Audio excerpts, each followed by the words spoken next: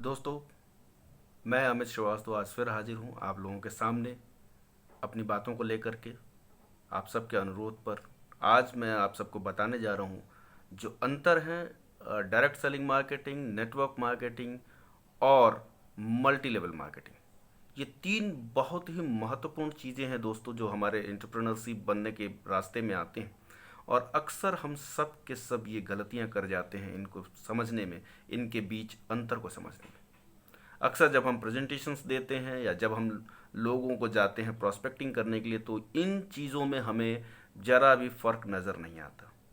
हम इन तीनों को एक ही बात समझते हैं, multi level marketing, direct selling and network marketing.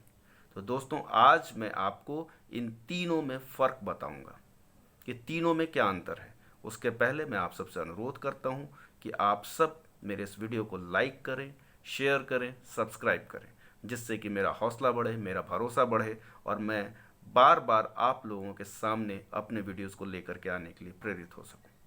तो दोस्तों, सबसे पहले मैं आपको बताने जा रहा हूं कि what is direct selling. Direct selling क्या है? देखिए, आप इसको दो टुकड़ों में बांटिए, इसको आप संधि विच्छेद कर दीजिए। तो ये दो शब्द से मिलकर के बना हुआ है डायरेक्ट एंड सेलिंग। सेलिंग का मतलब होता है बेचना, किसी भी प्रोडक्ट को बेचना, और डायरेक्ट का मतलब होता है सीधे तौर पे।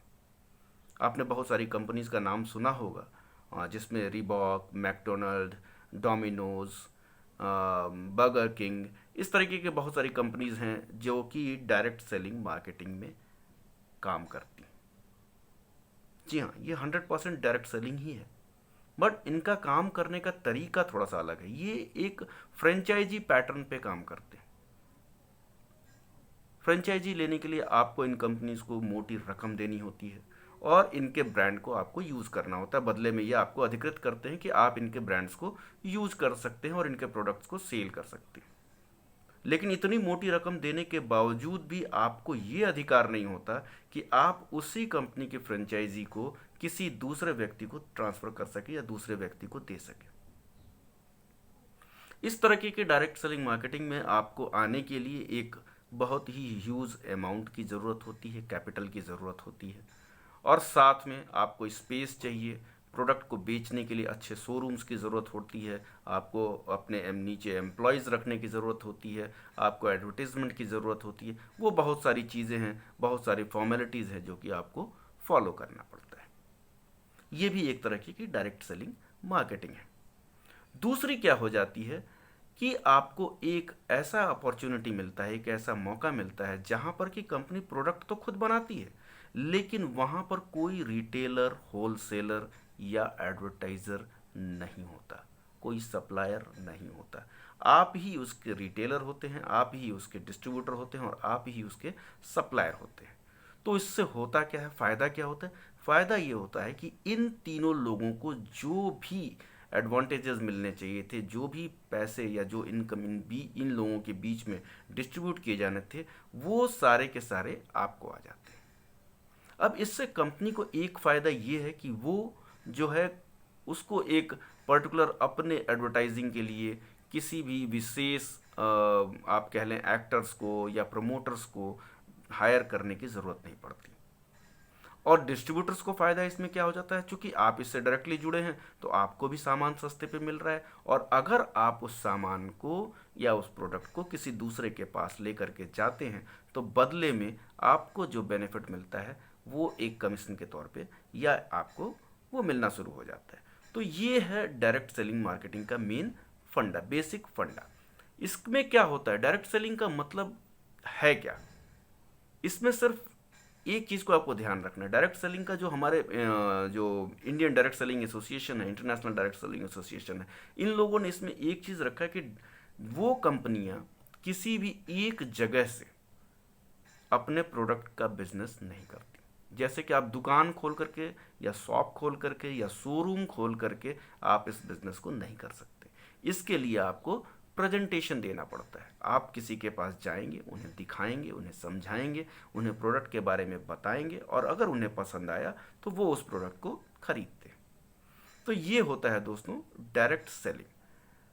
अच्छा, इसमें अब दो लोगों की ज़रूरत पड़ती है। एक तो होती है आपके जो डिस्ट्रीब्यूटर्स होते हैं और दूसरे जो होते हैं वो कस्टमर होते हैं। दो तरीके से आप इसमें जुड़ते हैं। आप कस्टमर तब होते हैं जब आप किसी कंपनी से जुड़ने के बाद जुड़ तो गए, लेकिन सामान आप स्वयं केवल खुद के लिए आप खरीदते हैं और उपयोग करते हैं।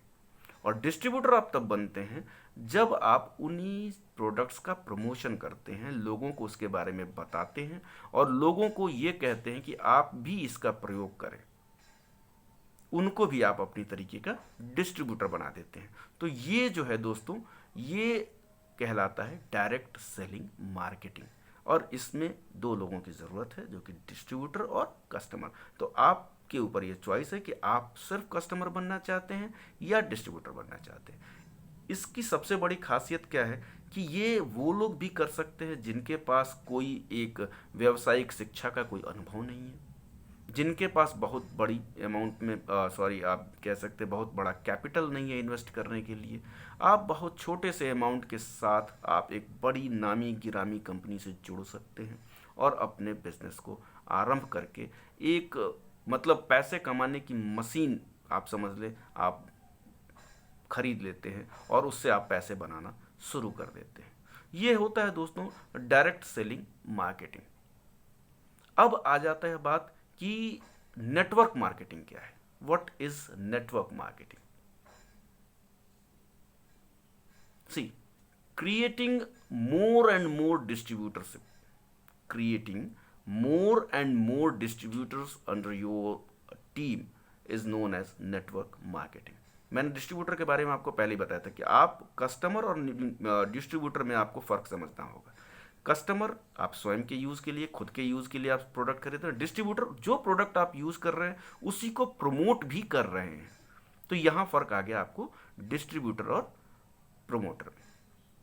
अब आपको करना क्या है? नेटवर्क मार्केटिंग वो हो गया जब आप अपने जैसे डिस्ट्रीब्यूटर्स बनाते हैं, आप लोगों को सिखाते हैं, अपने जैसा बनाते हैं। आप जो इनकम जनरेट कर रहे हैं जिस तरीके से इस बिजनेस से जुड़ने के बाद, वही चीज़ जब आप दूसरों को सिखाते हैं कि भाई आप भी इससे जुड़ करके इस तरीके से पैसा कमा सकते हैं, आप भी जुड़ करके इस तरीके से लीडर बन सकते हैं, आप भी इस तरीके से जनरेट कर सकते हैं इनकम।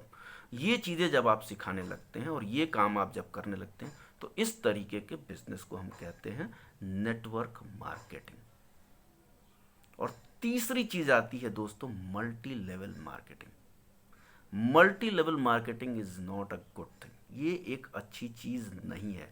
इसको हमेशा जो है आप स्कैम्स से या मनी रोटेशन बिजनेस से जोड़ करके आप देख सकते हैं, जो कि ज़्यादातर कंपनियां आकर के यहाँ पर यही करती हैं। ज़्यादातर कंपनीज इंडिया में मल्टी लेवल मार्केटिंग करती हैं।